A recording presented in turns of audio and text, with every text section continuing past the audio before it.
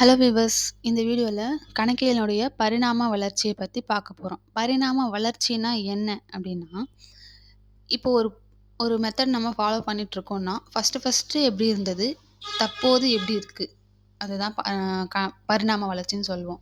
So அந்த மாதிரி இந்த அக்கௌண்ட்ஸ் அப்படின்றது ஃபஸ்ட்டு எப்படி இருந்தது, இப்போ நம்ம எப்படியெல்லாம் பண்ணிகிட்ருக்கோம் அப்படின்றத ஒரு ரிவ்யூ தான் இது.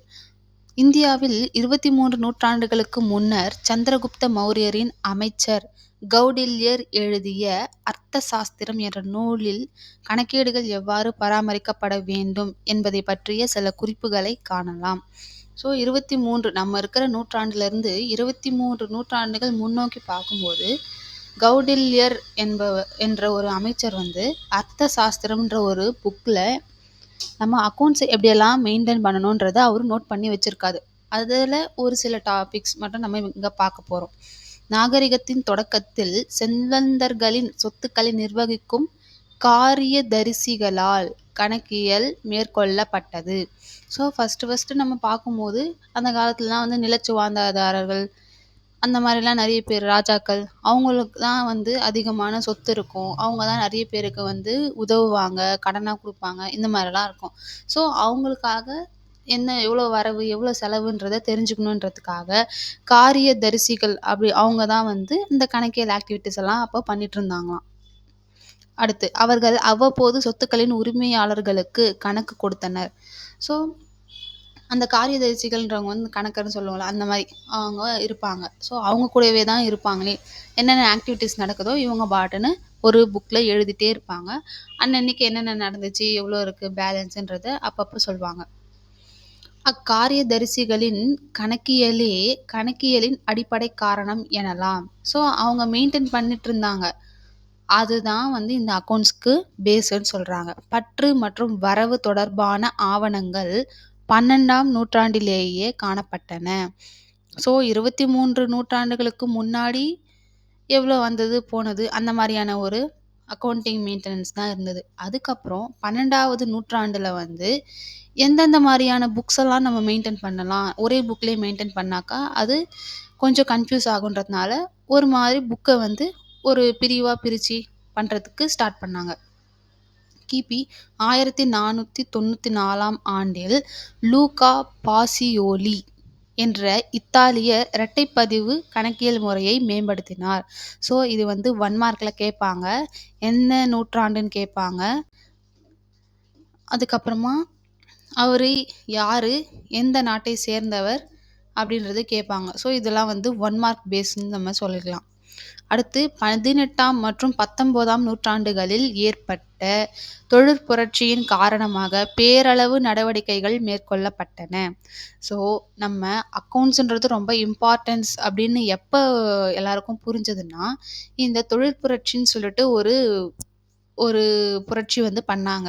அந்த புரட்சி மூலயமா தான் பிஸ்னஸ் எவ்வளோ முக்கியம் அந்த மாதிரின்னு தெரியும் போது அதுக்கான அக்கௌண்ட்ஸும் எவ்வளோ முக்கியம், அது எப்படி எப்படிலாம் நம்ம இன்னும் மெயின்டைன் பண்ணணும், அதை பற்றின ஒரு ஒரு ஒரு நிகழ்வுலாம் இந்த 18ஆம் மற்றும் 19ஆம் நூற்றாண்டில் தான் எல்லாருக்கும் தெரிஞ்சது இந்த அக்கௌண்ட்ஸோடைய இம்பார்ட்டன்ஸு. அதைத் தொடர்ந்து கூட்டு பங்கு நிறுவனங்கள் ஒரு முக்கிய அமைப்பாக உருவெடுத்தன. கூட்டு பங்கு நிறுவனங்கள்னால் கோஆப்ரேட்டிவ் சொசைட்டிஸு. ஸோ நம்மளுக்கு இங்கிலீஷில் மட்டும்தான் தெரிஞ்சு வச்சுக்கணும்னு இல்லை, தமிழ்லையும் அந்த மாதிரி தெரிஞ்சுக்கணும். ஸோ கூட்டு பங்கு நிறுவனங்கள்னால் கோஆப்ரேட்டிவ் சொசைட்டிஸு முக்கிய அமைப்பாக உருவெடுத்தன. அவற்றில் உரிமையாளர்களிடம் இருந்து நிர்வாகம் வேறுபடுத்தப்பட்டது. நான் ஆல்ரெடி வீடியோவில் சொல்லியிருப்பேன், பிஸ்னஸ்ன்றது ஒரு ஆர்டிஃபிஷியல் பர்சன். ஸோ அந்த பிஸ்னஸ் சார்பாக தான் பிஸ்னஸ் உடைய ஓனர். ஓகேங்களா? ஸோ இந்த இடத்துல பிஸ்னஸ்ன்னு சொல்லும் போது அது ஆர்டிஃபிஷியல், அதுதான் சொல்லியிருக்காங்க. உரிமையாளர்களிடம் இருந்து நிர்வாகம் வேறுபடுத்தப்பட்டது. ஸோ பிஸ்னஸ்ன்றது ஒருத்தவங்க, ஓனர்ன்றவங்க வேற ஒருத்தவங்க.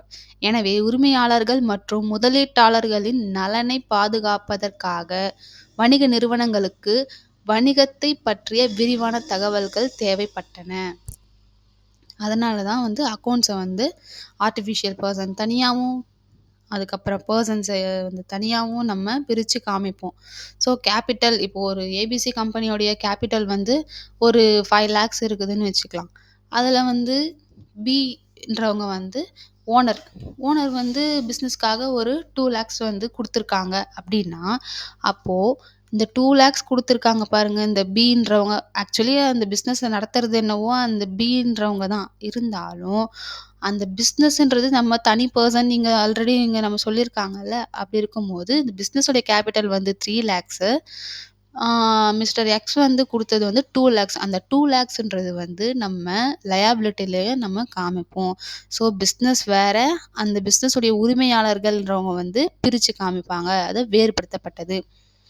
அடுத்து, அது பரந்த நிலை கணக்கியல் தகவல் முறையின் வளர்ச்சிக்கு வழிவகுத்தது. ஸோ இந்த மாதிரி நம்ம பிரிச்சு காமிக்கும்போது, அக்கவுண்டிங்கோடைய நாலேட்ஜ் வந்து இன்னும் விரிவடைஞ்சதுன்னு சொல்றாங்க. விரிவடைய ஆரம்பிச்சது. அடுத்து 20ஆம் நூற்றாண்டில் நிர்வாக முடிவெடுத்தலுக்கு நிதி விவரங்களை பகுப்பாய்வு செய்ய வேண்டி அவசியம் ஏற்பட்டது. ஸோ இதான் நம்ம ஒரு புது பிளான் ஸ்டார்ட் பண்றோம் அப்படின்னும்போது, இந்த அக்கவுண்டிங் பொசிஷன்னு சொல்ல முடியாது. பிசினஸ் உடைய பொசிஷன். அத பேஸ் பண்ணி நெறைய முடிவு எடுக்கிறதுக்கெல்லாம் வந்து இந்த 20ஆம் நூற்றாண்டுலேருந்து தான் ஸ்டார்ட் ஆனதுன்னு சொல்றாங்க. அதன் விளைவாக மேலாண்மை கணக்கியலின் தனிப்பிரிவாக உருவெடுத்தது. மேலாண்மை கணக்கியல்னு சொல்லிட்டு அதுவும் அதுக்கப்புறம் பார்க்கலாம். ஸோ அது வந்து தனியா நம்ம செப்பரேட்டா நம்ம அது ஒரு டாபிக்கா உருவானதுன்னு சொல்லியிருக்காங்க. அதுக்கு முன்னாடி வரைக்கும் இது 2மே ஒரே கணக்கா தான் நம்ம போட்டுட்டு இருந்தோமே. கணக்கியலின் பரிணாம வளர்ச்சியின் ஆரம்ப கட்டத்தில் கணக்கியல் தனிநபர் மையமாக இருந்தாலும், வணிக செயல்பாடுகளின் அபரிமிதமான வளர்ச்சி மற்றும் பல்வேறு துறைகளின் வளர்ச்சியின் காரணமாக படிப்படியாக முன்னேறி 21ஆம் நூற்றாண்டில் சமூக பொறுப்பு கணக்கியலாக வளர்ச்சி அடைந்தது. ஸோ இந்த இதில வந்து கணக்கியல் எப்பொழுது சமூக பொறுப்பு கணக்கியலாக வளர்ச்சி அடைந்ததுன்னு ஒரு 1 mark question or 2 mark question கேட்டாங்கனாக்கா, 21ஆம் நூற்றாண்டுன்னு சொல்லலாம். ஓகேங்களா? இதில வந்து என்னன்னா, இப்போ அக்கவுண்ட்ஸ்ன்றது வந்து எல்லா டிபார்ட்மெண்ட்லயுமே இருக்கும். ஸோ மெடிக்கல் டிபார்ட்மெண்ட்டும் சரி, ஆர் அக்ரிகல்ச்சரல்னு எடுத்தாலும் சரி, இல்ல வேற எது எடுத்தாலுமே சரி, எந்த ஒரு டிபார்ட்மெண்ட்டுனாலும் அதில அக்கவுண்ட்ஸ் இல்லாம இருக்கவே இருக்காது. ஏன்னா, இந்த தொழில் புரட்சிலாம் ஆரம்பிச்சதுல, ஸோ அதில எல்லாருக்கும் வந்து தெரிய ஆரம்பிச்சது. அக்கவுண்ட்ஸ் இல்லாம எந்த ஒரு டிபார்ட்மெண்ட்டுமே வந்து பெர்ஃபெக்ட்டா வந்து மூவ் ஆகாதுன்ட்டு.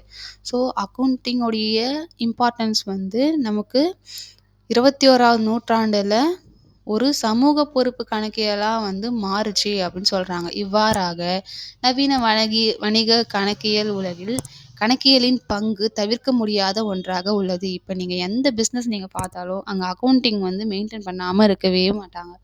ஸோ இந்த மாரி தான் வந்து அக்கவுண்ட்ஸ் வந்து நம்ம இப்போ பார்த்துட்டுருக்கோம் அப்படின்றாங்க. இதுதான் வந்து கணக்கியலுடைய பரிணாம வளர்ச்சி.